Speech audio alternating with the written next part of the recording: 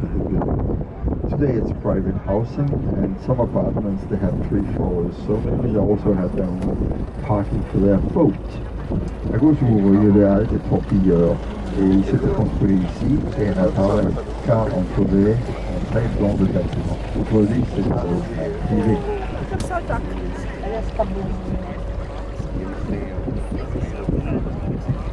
To the left, you see the cannon boat sheds. They were built from 1805 to 1837.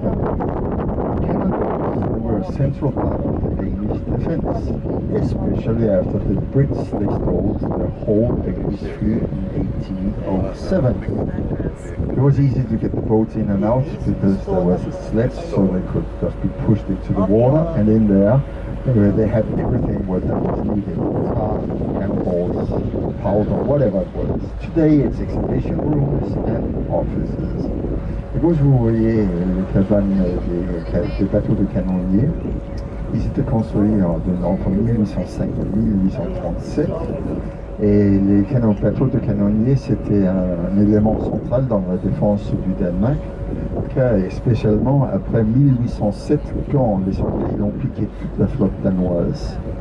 Et aujourd'hui, ça c'est une salle d'exhibition ou des bureaux pour les sociétés. To the right, the big chimney you see with the smoke coming out, that's a waste-to-energy plant. It started its activity in 2017, and it's one of the most modern in Europe. It transforms something like 560,000 metric tons of waste into heat for 90,000 households and electricity for 80,000 apartments. On top, there are some hiking tracks, there's a cafe, there's a climbing wall, one of the tallest in Europe, and then there's something you wouldn't believe, and you can do it today. You won't believe it. You can go skiing in Denmark, because there's a ski slope up there, and you can do it 365 days a year. Now you have to imagine that the highest mountain in Denmark is something like 139 meters, less than 1,000 feet. À droite, vous voyez la cheminée là où la fumée sort, et ça c'est la centrale d'incinération, un des plus modernes de l'Europe. Il a commencé son activité en 2017. Il transforme quelque chose comme 560 000 tonnes de déchets en chauffage pour 90 000 logements, électricité pour 80 000 appartements. Ensuite, il y a les chantiers de randonnée, il y a aussi un mur d'escalade, un des plus grands de l'Europe. Il y a un café, et bien évidemment vous pouvez faire du ski au Danemark parce qu'il y a une piste de ski. En plus, 365 jours. En plus, l'architecte derrière, c'est un Danois, Ingels, et il est chevalier des arts et lettres en France. So the 5 man-made islands that we are circling in the the Navy had a big presence out here for hundreds of years. They had a shipyard, they had schools, they had housing, it was also a fortress. So it was like a city in the city. Today the presence of the military is very reduced, and you see what's left in here to the right. À gauche, les 5 îles artificiellement faits. C'était la marine qui était présente là pendant des années. Il y avait un chantier naval, il y avait les logements, l'école et tout. C'était une ville dans la ville. La présence du militaire aujourd'hui, ce que reste, c'est ce que vous voyez à droite. Pas beaucoup.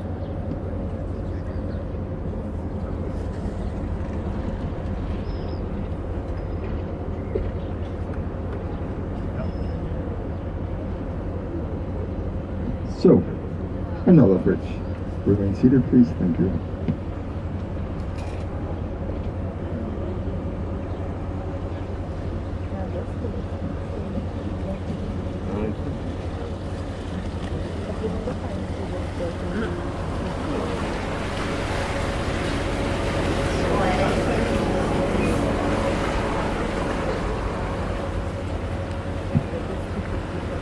On the other side of the harbor, you see 3 buildings, 3 warehouses from the 18th century. They were built in order to store goods coming in from the West Indies.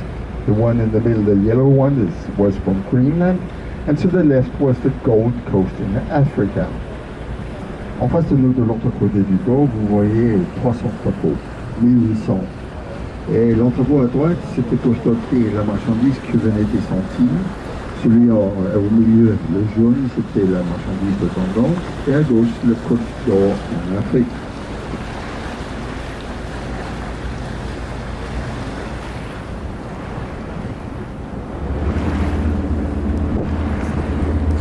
In here to the right, you see the Navy's Museum. You have the submarine, the SEAL, that participated in the Iraq War in 2003. You have the frigate F-352, which was a central part during the Cold War, and it was active from 66 to 88. And behind it you have a green torpedo boat. All three, they are museums today. À droite, vous voyez le musée de la marine. Vous savez, le sous-marin de Fort qui a participé dans la guerre en Irak en 2003. Vous avez le frégate F-352 qui était une pièce centrale pendant la guerre froide. Il était actif de 66 à 88. Et derrière, il y a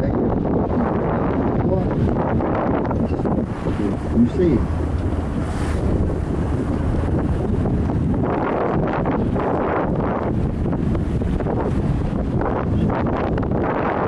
Normally, there's the oldest Royal Yacht here. I will show the spot when we get there. But it has departed to Aarhus, which is the second Denmark. Because yesterday evening, right here, the two world's oldest Royal Yachts, they were here. They were moored here. The Danish one that is from 1901, and it's used by one family to go around Denmark. The other one from 1947, that was the Royal Yacht of Norway. There was a very close relationship between the two countries. Both were moored here, and they were showing that they were a very beautiful sight, personal view. But they both have gone up to the second biggest town in Denmark. The Danish yacht is called Dannebro, and that is like the flag. The Danish flag is called Dannebro, and it's the world's oldest flag continually used. It fell down from the sky in 1219 during a crusade in the Baltic Sea in Estonia. And of course Denmark, they won because they were losing, but they won. J'ai raconté que Dannebro, ça c'est le yacht plus vieux, le yacht le plus vieux du monde. Il était à gauche hier soir.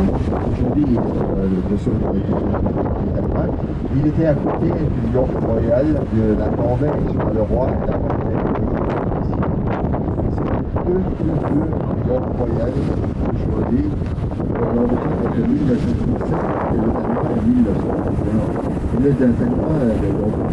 Danois est utilisé pour visiter la Norvège et le Danemark. Le nom est Dannebro et c'est le nom du drapeau danois. Il est tombé du ciel en 1219 pendant une guerre en Estonie. Le Danemark a gagné quand il est tombé du ciel. So, the white ropes you see here, that is where the yacht is. Because everything for the yacht is white, even those rescue boats. Ce que vous voyez, les grilles à droite, le blanc, ça c'est ici que le yacht qui est normalement. Et même les Zodiacs sont en blanc. In front, you see the Sixtus battery. It's from 1647. A cannon is fired in the morning, and a cannon is fired in the evening. Sunrise and sunset. Now, during the spring, the sun gets up earlier and earlier.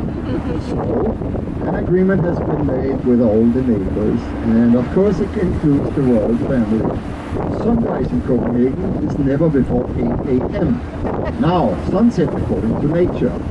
À droite, vous voyez la batterie Sixtus de 1647, un tir de canon se fait le matin et le soir. C'est pour la levée du soleil et le coucher du soleil. Le soleil se lève plus en plus tôt pendant le printemps. Alors, il y a un coup qui est fait avec le enceinte. La famille royale veut la levée du soleil et jamais avant 10 heures du matin. To the right, you see that's an old shipyard. called Burmeister and Wayne. They built the first prototype of a diesel engine, and that was with Rudolf Diesel in 1912. Today it's a cultural center, and all the tents you see here, that is probably where people, they have a headache. Because right now there is a heavy rock festival called Copenhagen. So because maybe they are facing some hill in there. But they also, in the year 2014, there was the Eurovision 2014 was held there. And then you have the biggest street food market in Copenhagen coming here to the right. Maybe you can get some of the smells coming with the wind. Alors que vous voyez FCE, c'est le chantier et la société s'est fait. Le premier était la gasoil, le petit était avec Rudolf Diesel, et tant que vous voyez,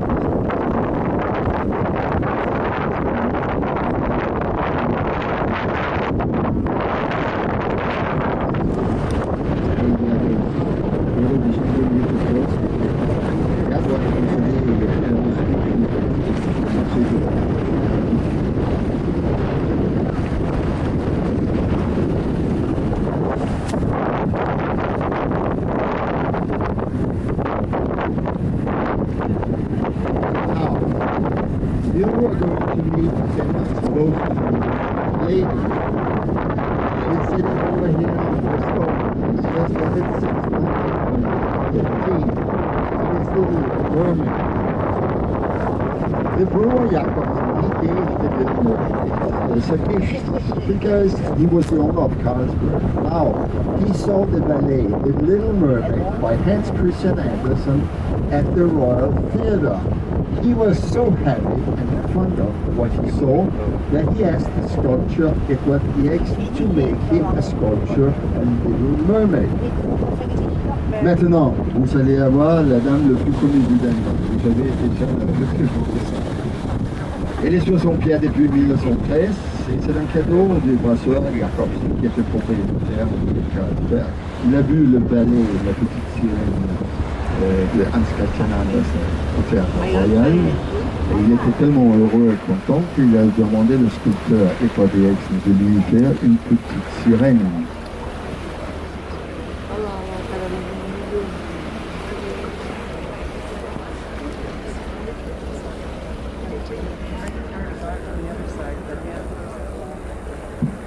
If you look at the Little Mermaid, she is in 3 parts.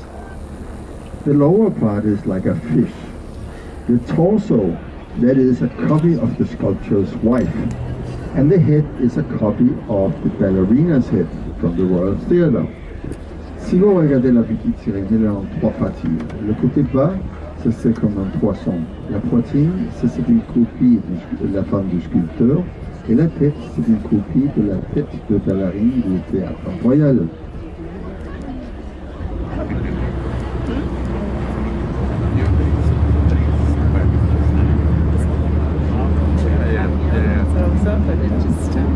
The Little Mermaid, she has been badly treated during the years. Twice her head was sawn off. Once it was the arm. And she has been covered in paint numerous times.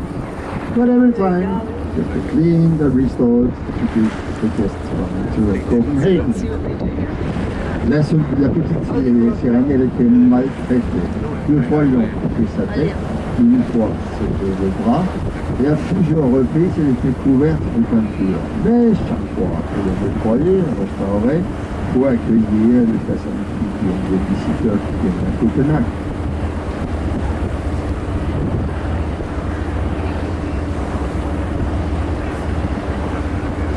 And here to the right, you see a frigate from Portugal. You see a boat, c'est un frigate de Portugal qui arrive here. Yeah.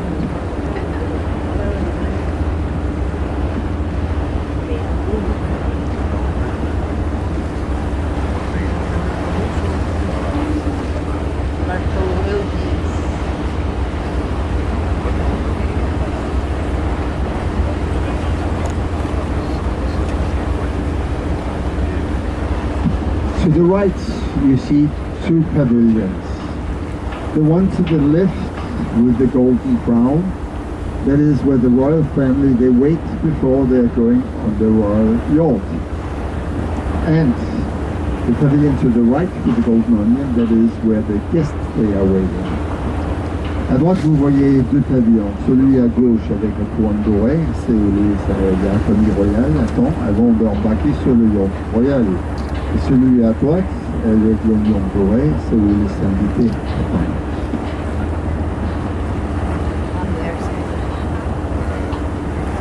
Golden onion decoration.